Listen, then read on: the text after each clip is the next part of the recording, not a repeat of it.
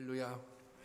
이 시간도 선포되는 말씀을 통해서 우리에게 주시는 은혜가 있을 줄로 믿습니다. 무엇보다 성령의 강력한 역사가 있기를 기대합니다. 우리는 이 세상에서 여러 가지 다양한 역할을 맡고 그 역할들을 감당하며 살아갑니다. 얼마 전 어느 집사님과 이야기를 나누며 그 집사님이 몇 가지나 되는 역할을 감당하며 살아가고 있는지 한번 함께 헤아려 보았습니다. 헤아려 보니 이제 아빠의 역할도 있고 남편의 역할도 있고 또 아내의 역할, 아들의 역할도 있고 그리고 또 사위의 역할도 있고 형제들이 있으니 또 동생의 역할도 있고 형의 역할을 해야 하고 교회에 오면 또 집사 역할도 있고 또 교회에서 맡겨진 사역이 있으니 그 사역도 감당해야 되고 그리고 또 직장에 가서 보니 직장에도 여러 가지 주어진 역할들이 있는 거예요. 어림잡아 좋게 세어보면 10가지가 넘는 그런 역할을 감당하며 살아가고 있는 것입니다. 이처럼 많은 역할을 감당해야 하니 사는 것이 쉽지가 않겠구나 이제 그런 생각이 들었습니다. 여러분도 마찬가지잖아요. 여러분들에게 주어진 정말 여러 가지 역할들이 있습니다. 우리는 그 역할들을 감당하며 살아가야 합니다. 우리가 어떤 역할을 생각하면 가장 먼저 생각하게 되는 것이 능력입니다. 나는 이 역할을 감당할 수 있는 능력이 나에게 있는 것인가? 스스로 생각할 때 그 역할을 감당할 수 있는 능력이 있다고 생각하면 자신 있게 그 역할을 맡고 감당하게 됩니다. 하지만 그 역할을, 주어진 역할을 감당할 수 있는 능력이 없다고 생각할 때 그때부터 위축되고 그리고 걱정이 생기기 시작합니다. 교회에서 사역을 맡길 때 이런 사역을 성도님 감당해 주셨으면 좋겠습니다. 그렇게 부탁드리면 많은 성도님들이 자신이 없다는 말씀을 하십니다. 이것은 믿음이 좋고 신실하게 신앙생활을 하시는 분들에게도 나타나는 모습입니다. 하나님을 우리가 의지하며 살아가지만 때때로 두렵고 불안하고 위축될 수 있는 것이 우리의 연약한 모습이기도 합니다. 우리가 어떻게 하면 우리에게 주어진 그 수많은 역할들을 잘 감당하며 살 수 있겠습니까?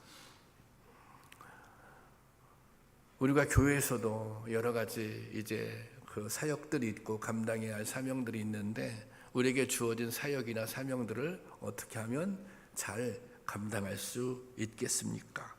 그 답은 성령의 도우심을 덧입는 것입니다. 그 답은 성령의 권능을 힘입는 것입니다. 오늘은 말씀을 통해 성령의 능력에 대해서 또 성령의 권능에 대해서 또 어떻게 하면 성령의 능력을 힘입을 수 있는지 생각하며 은혜를 나누도록 하겠습니다. 바울은 다메섹 도상에서 예수님을 만난 후 일생을 복음 전도자로 살았습니다. 바울에게는 자기가 만난 예수님을 전하는 것 외에는 아무것도 중요하지가 않았습니다. 일평생 오직 복음 전도에만 집중했습니다. 세상의 평판이나 자신의 안위에는 신경조차 쓰지 않았습니다.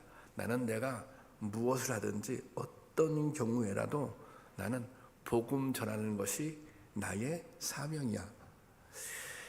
바울이 빌립보서 1장 20절에 이렇게 고백합니다. 함께 보실까요? 다 같이 시작. 나의 간절한 기대와 소망을 따라 아무 일에든지 부끄러워하지 아니하고 지금도 전과 같이 온전히 담대하여 살든지 죽든지 내 몸에서 그리스도가 존귀하게 되려 하게 하나니. 보세요.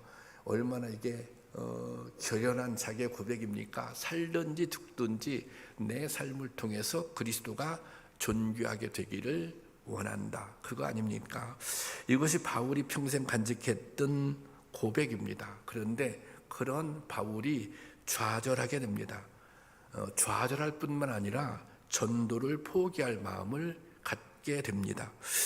바울은 2차 전도 여행 때 빌립보와 데살로니가, 베레를 거쳐 아덴으로 가게 됩니다. 이 아덴은 당시에 철학이 이제 발달한 도시였습니다. 바울은 아마도 아덴에서 복음을 전할 때 좀 자신이 있었던 것 같아요. 왜냐하면 바울도 공부를 많이 한 사람입니다. 똑똑한 사람입니다. 뭔가 철학을 알고 있는 사람입니다.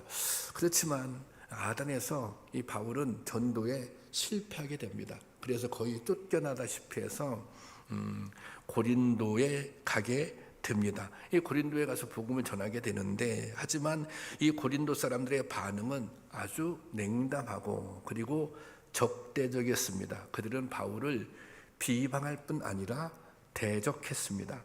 결국 바울은 이곳에서 전도를 중단한 마음을 먹습니다. 나는 이곳에서 더 이상 복음을 전할 수 없어. 그렇게 마음 먹어요. 그 바울의 심정을 이렇게 표현하고 있습니다. 고린도전서 2장 3절 말씀입니다. 다 같이 보겠습니다. 시작. 내가 너희 가운데 거할 때 약하고 두려워하고 심히 떨었노라. 바울이 이렇게 고백하고 있어요. 내가 고린도에 거할 때 약하고 또 두려워하고 심히 떨었다는 것입니다. 바울은 그곳에서 철저하게 자신의 한계를 느꼈습니다. 전도에 대한 열정이 식어졌거나 예수님을 사랑하지 않게 되어서가 아닙니다. 주님을 향한 그의 마음이 변해서가 아니에요. 전도에 대한 열정이 식어져서가 아니에요. 그것은 변하지 않는 상황, 아무리 목이 터져라 온 힘을 다해서 복음을 전하지만 그것을 받아들이지 않는 그 사람들을 보면서, 그 상황을 보면서 바울은 절망했던 것입니다. 바울은 마음이 약해졌고 두려움에 사로잡혔습니다. 그리고 그 마음이 위축되었습니다.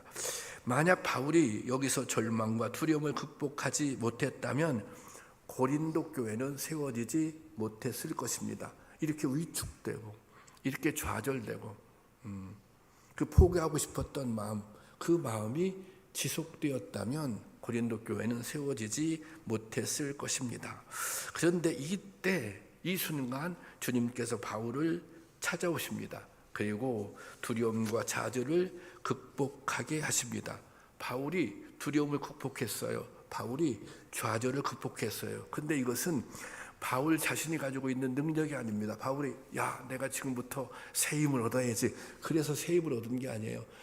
내가 지금부터 이 두려움을 극복해야 되겠다, 그래서 두려움을 극복한 것이 아닙니다. 내가 지금부터 용기를 내야지, 그래서 용기가 난 것이 아니에요. 그것은 바로 하나님의 능력, 즉 성령의 능력이었던 것입니다. 하나님이 힘을 주시니, 성령께서 함께 하시니 다시 용기를 내어서 복음을 전하게 된 것입니다. 사도행전 18장 9절 말씀 한번 볼까요? 시작. 밤에 주께서 환상 가운데 바울에게 말씀하시니 두려워하지 말며 침묵하지도 말고. 그 다음 절 시작. 내가 너와 함께 있음에 어떤 사람도 너를 대적하여 해롭게 할 자가 없을 것이니 이는 이 성 중에 내 백성이 많음이라 하시더라. 보세요. 내가 너와 함께 있음에,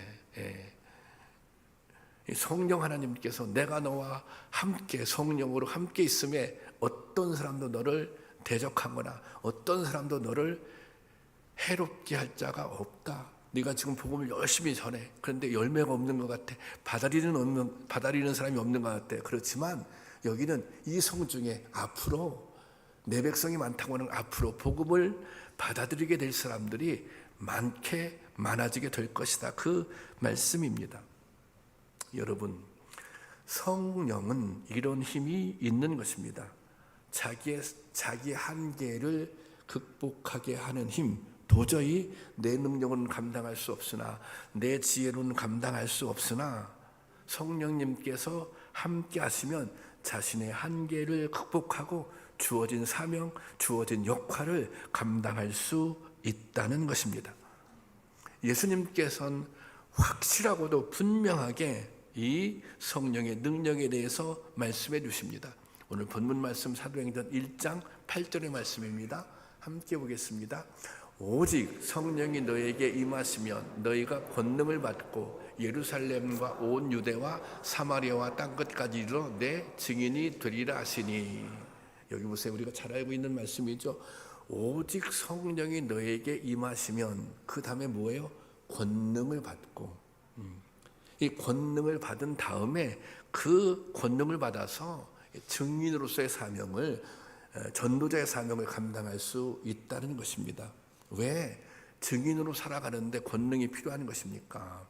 당시에 예수님을 믿는다고 하는 것 자체가 고난을 자초하는 일이었습니다. 더 나아가서 사람들 앞에 예수님의 죽음과 부활을 전한다고 하는 것, 그것 자체가 정말 죽음을 건 모험이었던 것입니다. 그러니 단순히 인간의 마음을 가지고는 이게 감당하기 어려운 거예요. 성령의 권능을 받아야 두려움을 이겨낼 수 있는 거예요. 성령의 권능을 받아야 담대함으로 말씀을 선포할 수 있었던 거예요. 그러니까 성령께서 주시는 권능을 받으라고 말하고 있는 것입니다. 우리도 이 혼란한 세상에서 성도로 살아가려면 성령의 능력을 힘입어야 하는 것입니다. 수많은 도전과 시험 속에서 믿음을 지킬 수 있는 힘은 성령께서 나오는 것입니다. 여러분, 성령의 권능이 우리에게 임할 때 성도답게, 하나님의 자녀답게 살아갈 수 있는 것입니다. 아까 말씀드렸죠. 우리에게 맡겨진 수많은 역할들이 있다고. 그 수많은 역할들을 감당할 때 그것을 잘 감당할 수 있도록, 아니 감당하고 능히 남을 만한 능력을 성령님께서 우리에게 주시는 줄로 믿습니다. 이 성령님을 사모할 수 있기를 바랍니다. 예수님은 3년 동안 제자들과 함께 생활하시면서 많은 것을 가르치시고 보여주셨습니다. 사실 예수님께서 3년 동안 제자들에게 가르쳐 주신 중요한 핵심은 뭐냐? 그들로 하여금 하나님 나라를 선포하는 거였어요. 다른 말로 예수님의 십자가의 고난과 부활의 증인으로 살아가는 것이었습니다. 예수님은 제자들에게 여러 차례 십자가의 죽음과 부활에 대해서 가르쳐 주십니다. 마태복음 16장 21절 말씀이에요. 보겠습니다. 시작. 이때로부터 예수 그리스도께서 자기가 예루살렘에 올라가 장로들과 대제사장들과 서기관들에게 많은 고난을 받고 죽임을 당하고 제3일에 살아나야 할 것을 제자들에게 비로소 나타내시니, 예수님께서 제자들에게 말씀하셨어요. 내가 고난을 받을 거야. 내가 죽게 될 거야. 그렇지만 3일 만에 살아나. 이게 한 번이 아니라 여러 차례 말씀하셨어요. 이 여러 차례 말씀하셨다고 하는 것은 강조의 의미도 있고, 제자들이 이 말씀을 제대로 이해하지를 못했어요. 당시에. 아니 도대체 죽었다가 다시 살아나신다고 하는 것이 무슨 뜻인가, 무슨 의미인가 이해하지도 못했고 제대로 믿지도 못했습니다. 자, 마가복음 9장 31절 말씀 한번 볼까요? 마가복음 9장 31절 말씀 다 같이 보겠습니다. 시작. 이는 제자들을 가르치시며 또 인자가 사람들의 손에 넘겨져 죽임을 당하고 죽인 지 3일 만에 살아나는 것이라는 것을 말씀하셨기 때문이라. 여기 마태복음에서도 다시 이 말씀을 하시잖아요. 자, 그렇게 말씀하셨어요. 그런데 제자들의 반응 32절입니다. 제가 읽을게요. 그러나 제자들은 이 말씀을 깨닫지 못했다고 하잖아요. 그리고 묻기도 두려워하더라. 그게 무슨 뜻인데요? 그게 무슨 의미인데요? 이 묻는 것 자체를 두려워했다고 하는 것입니다. 왜 이 질문은 뭐예요? 예수님 정말 돌아가시는 거예요? 예수님 정말 죽으시는 거예요? 그러면 예수님이 돌아가시면 우리는 어떡하지? 이게 두려움이잖아요. 그러니까 그것을 묻지도 제자들이 못했다고 하는 것입니다. 그런데 예수님께서 말씀하신 대로 이제 십자가에 못 박혀 죽으셨다가 3일 만에 다시 부활하셨습니다. 이 제자들은 이 사실을 직접 목격한 거예요. 그러면 제자들 지금부터 할 일은 무엇입니까? 증인의 삶을 사는 것입니다. 예수님께서 못 박혀 돌아가셨다. 그런데 3일 만에 살아나셨다. 그래서 우리의 구세주가 되셨다. 이것을 증거하는 일이에요. 이것이 본 것을, 증인이라고 하는 것은 내가 본 것을 다른 사람에게 전하는 것이 증인 아니냐요? 증인 아니에요. 그래서 제자들에게 이거예요. 그래? 예수님께서 십자가 못 박혀 돌아가셨다가 3일 만에 부활하셨어. 그래서 그분이 우리의 구세주가 되셨다. 이것을 증언하면 되는 것입니다.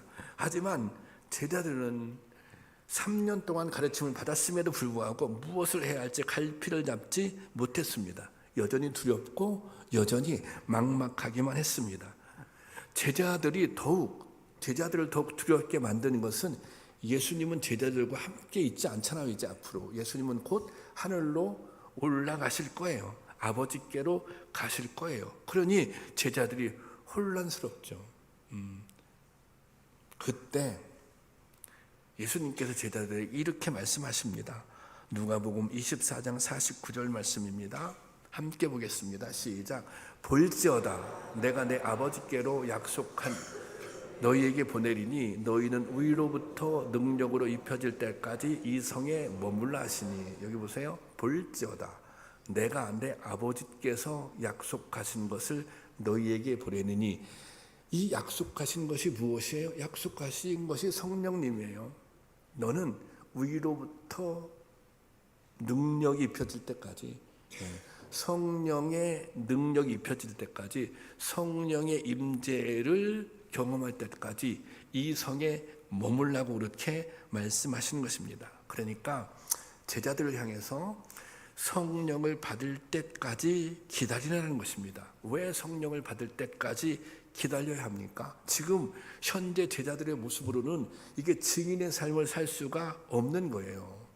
믿음도 좀 부족한 것 같고 또 두려움도 있는 것 같고, 그리고 성령을 받기 전에는 제자들이 어떤 힘도 나타낼 수가 없었기 때문입니다. 이 제자들이 증인은커녕 자신의 믿음도 지키기가 어려운 그런 모습이었다고 하는 것입니다. 하지만 뭐예요?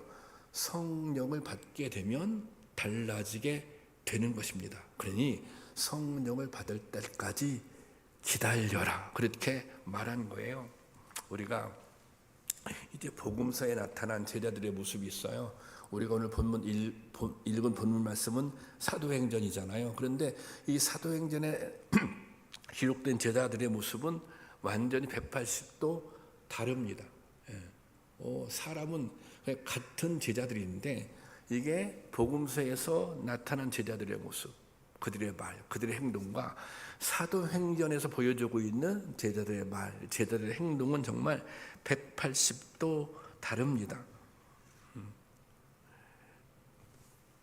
그러면 그 사이에 그 복음서에 있는 제자들의 모습은 예수님이 십자가에 못 박혀 돌아가실 때 다 도망갔잖아요. 다 흩어졌잖아요. 그런데 사도행전에 나타난 제자들의 모습은 목숨을 걸고 복음을 전하는 제자들의 모습입니다. 더 이상 두려움이 없어요. 더 이상 비겁하지 않아요. 그러면 그 사이에 어떤 일이 있었습니까? 딱 하나예요. 딱 한 가지 사건, 그것이 바로 성령의 역사였다고 하는 것입니다.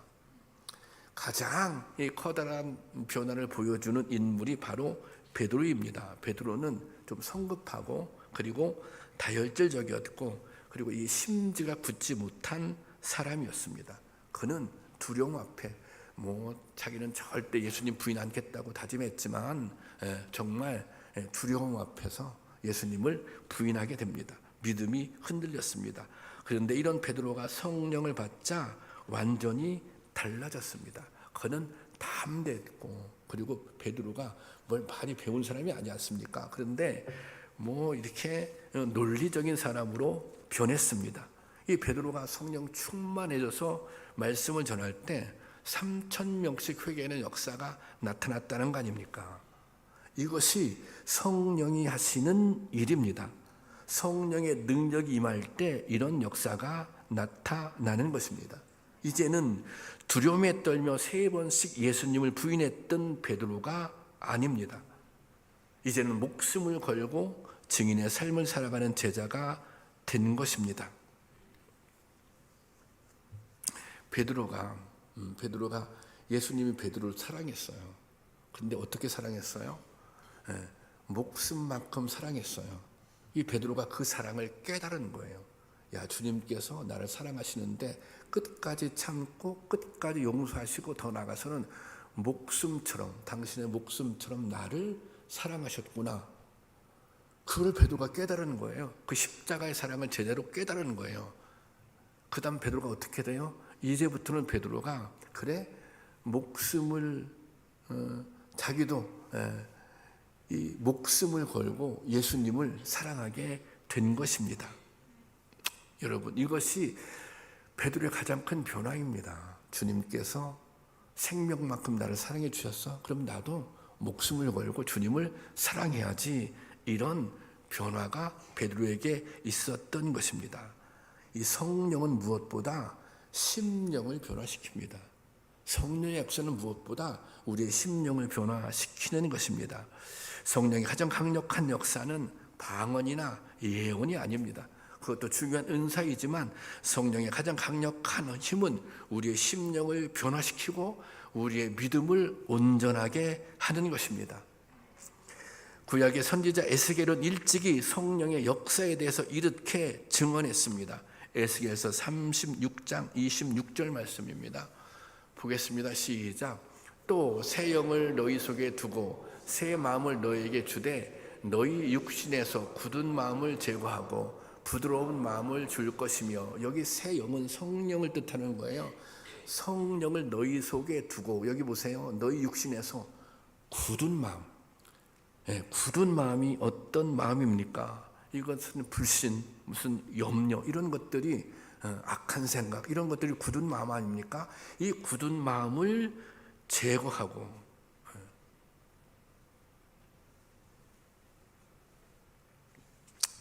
그리고 27절 말씀 같이 볼까요? 27절 다 같이 시작. 또 내 영을 너희 속에 두어 너희로 내 율례를 행하게 하나 너희가 내 규례를 지켜 행할지니라. 여기 보세요.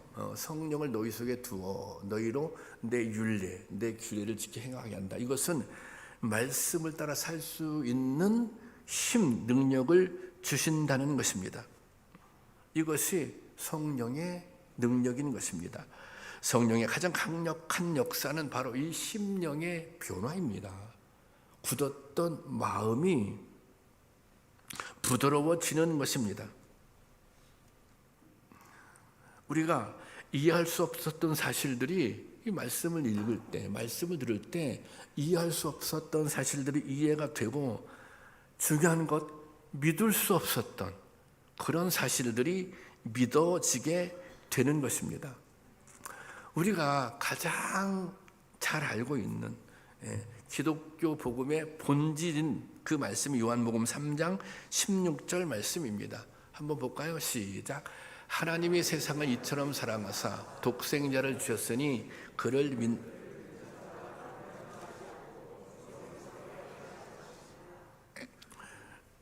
여기 하나님께서 세상을 사랑하셨어요. 여기서 세상은 누구예요? 나지 나. 하나님께서 안재영 목사를 사랑하셨어요. 하나님께서 여러분들을 사랑하셨어요. 사랑했는데 어떻게 사랑했는가? 이처럼 사랑하셨어요. 이처럼의 내용은 무엇인가? 이 성경을 쭉 살펴보면, 위의 내용을 보면 이처럼이라고 하는 것은, 이처럼은 뭐냐면 하나뿐인 외아들의 목숨을 주실 만큼 사랑하셨다는 것입니다. 이처럼 사랑했다. 그것은 하나밖에 없는 외아들을 십자가에 달려 죽기까지 하실 만큼 우리를 사랑했다고 하는 것입니다. 여러분 생각해 보세요. 이것이 하나님이 나를 그렇게 사랑하셨다. 이 사랑이 이게 논리적으로 여러분 납득이 되십니까? 이 사랑이 이치를 따져서 이해가 되는 내용입니까? 그렇지 않잖아요. 이게 납득이 잘 되지 않잖아요. 이게 뭐 이치에 맞는, 아니 그렇게 내가 대단한 사람이라는 말이야? 내가 그런 자격은 정말 가지고 있는 것인가? 이게 어떻게 보면 이 말씀이 우리 마음에 잘 안 와닿을 수 있어요. 저도 그런 순간이 있었어요. 그런데 이것이 믿어지는 거예요. 주님께서 그렇게 나를 사랑하셨구나. 어떤 때 이것이 믿어져요? 성령님이 역사할 때 믿어진다는 것입니다. 여러분, 이처럼 나를 사랑하셨다, 이 말씀이 믿어지십니까?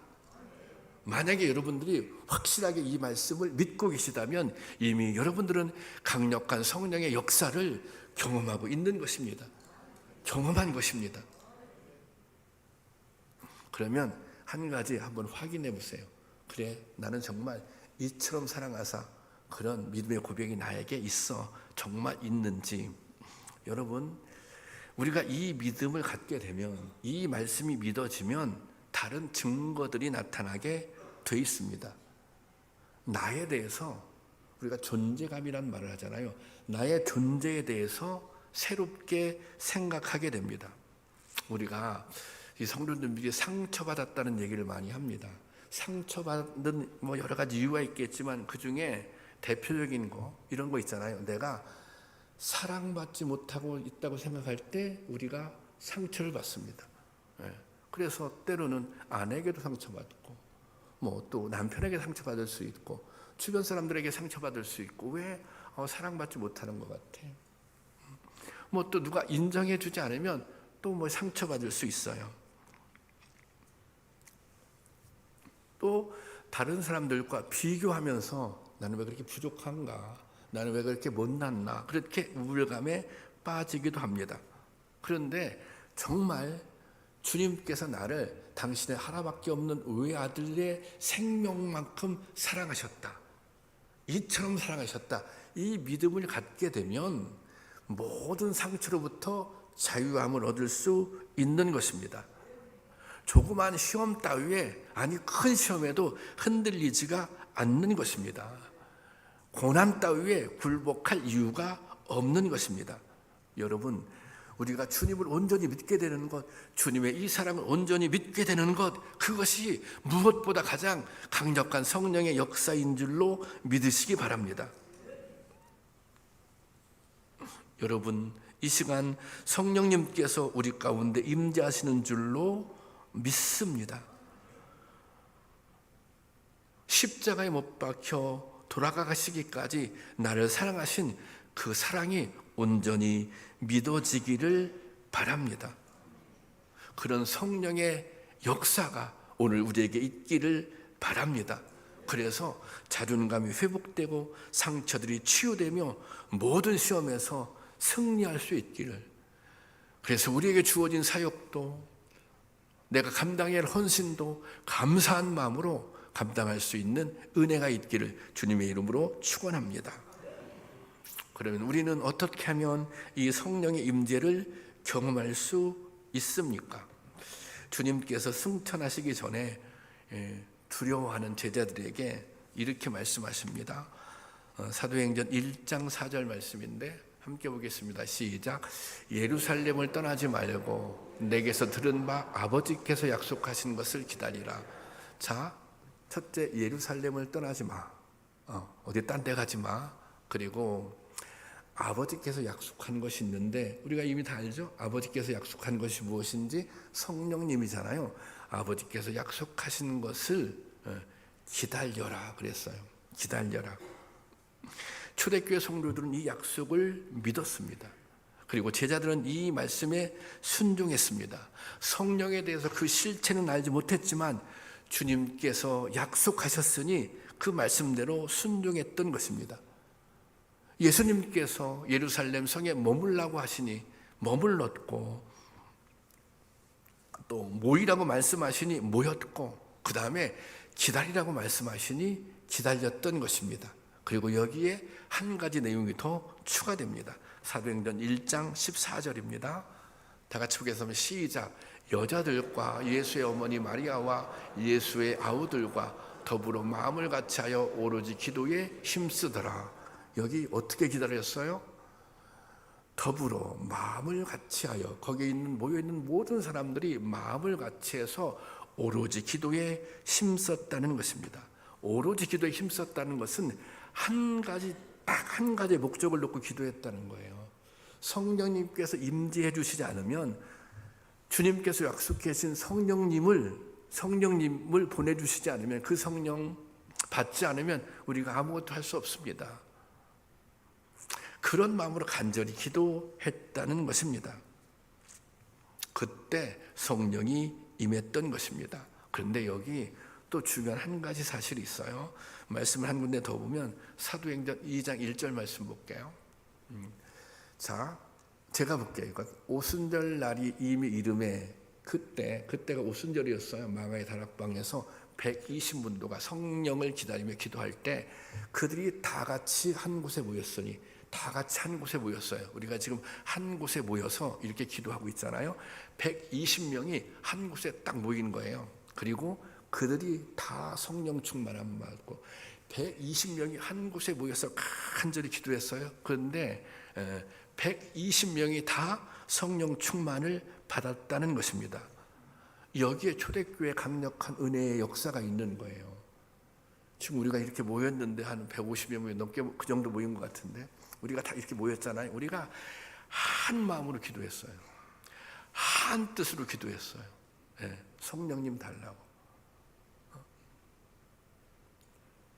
간절히 기도했는데, 그게 이제 모든 사람에게 그냥 공동체 위에 성령이 역사하는 것입니다. 초대교회가 강력한 교회가 될 수 있었던 것은, 초대교회가 여러 가지 고난 가운데 오히려 부흥을 이루을 수 있었던 것은 이런 은혜, 이런 강력한 성령의 역사가 있었기 때문에 가능한 것입니다. 그런데 이 강력한 성령의 역사는 한 번으로 끝나는 것이 아닙니다. 이것은 초대교회의 역사로 끝나는 것이 아닙니다. 성령은 오늘도 기다리는 자에게 능력으로 임하시는 줄로 믿습니다. 우리 교회도, 여러분들도 우리가 똑같이 한 마음으로 강력한 성령의 역사를 위해서 기도할 때, 성령의 임재를 위해서 기도할 때 성령님께서 역사하시는 거예요. 우리가 주님의 몸된 교회를 위해서 한 마음으로 한 뜻으로 주님 앞에 간구할 때 성령님께서 역사하시는 것입니다.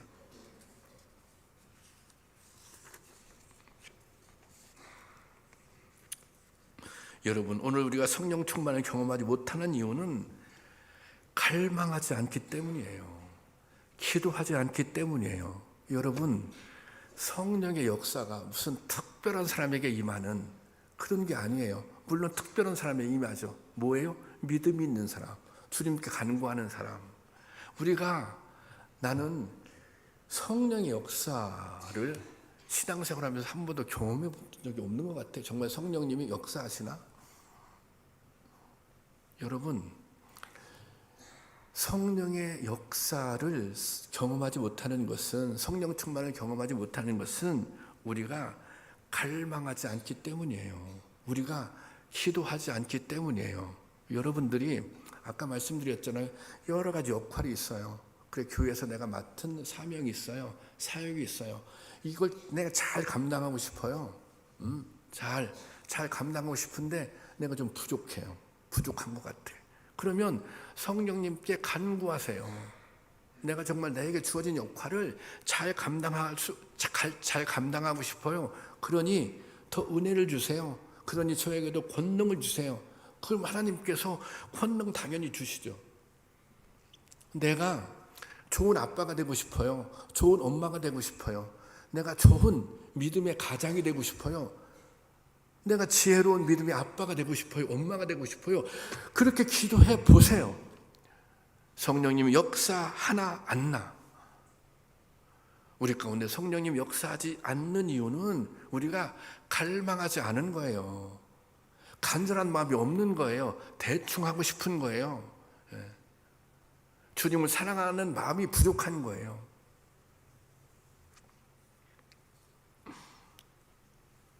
여러분, 오늘 우리에게도 이 성령의 역사가 필요합니다. 왜냐하면 우리의 힘과 능력으로 해결할 수 없는 많은 문제들이 있기 때문입니다. 또 우리가 이겨내야 할 시험들이 있기 때문입니다. 또한 우리가 감당해야 할 사역들이 있기 때문입니다. 우리 교회가, 이 참기쁨 교회가 더욱더 든든히 세워져야 되기 때문입니다. 여러분이 성령 충만하지 않으면, 여러분들이 기도하지 않으면, 여러분들이 성령의 권능을 덧입지 않는다면 우리 교회는 든든히 세워질 수가 없습니다. 제가 건강한 교회를 얘기하는데, 건강한 교회, 든든한 교회, 여러분들이 기도하지 않으면, 저를 포함해서 마가의 다락방에 120문도에게 임했던 것처럼 우리가 한 마음으로 한 뜻으로 기도하잖아요. 그럼 우리가 깜짝 놀랄 거예요. 우리 교회에 이런 능력이 있었나? 우리 교회에 이런 힘이 있었나? 여러분, 오늘 우리에게 성령의 역사가 필요합니다. 성령은 받아도 되고 안 받아도 되는 선택사항이 아닙니다. 성도답게 살기 위해서 반드시 성령을 받아야 합니다. 성령은 무능한 우리를 유능하게 합니다. 미련한 우리를 지혜롭게 합니다. 환난 속에서도 믿음을 지킬 수 있는 능력이고 힘이 되는 것입니다. 오늘 우리에게 정말 우리의 힘으로, 우리의 능력으로 해결할 수 없는 많은 문제들이 있습니다. 또 우리가 이겨내야 할 시험들도 있습니다. 우리가 감당해야 할 사역들도 있습니다. 또 우리 교회가 더욱더 든든히 세워져야 합니다. 이것은 우리가 성령의 능력을 덧입지 않고는, 성령의 권능을 덧입지 않고는 불가능한 일인 것입니다. 여러분, 성령의 능력을 힘입어야 주저앉지 않습니다. 넘어진 자리에서 다시 일어설 수 있습니다. 하나님의 사람답게, 하나님의 자녀답게 담대하게 살아갈 수 있습니다.